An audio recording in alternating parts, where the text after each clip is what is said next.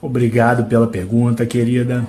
Doutor, quais são os direitos da mulher num possível acordo de divórcio? Então, querida, são muitos, né? O primeiro, né, deles que a gente pode falar é o direito à pensão, né, para a ex-mulher, né?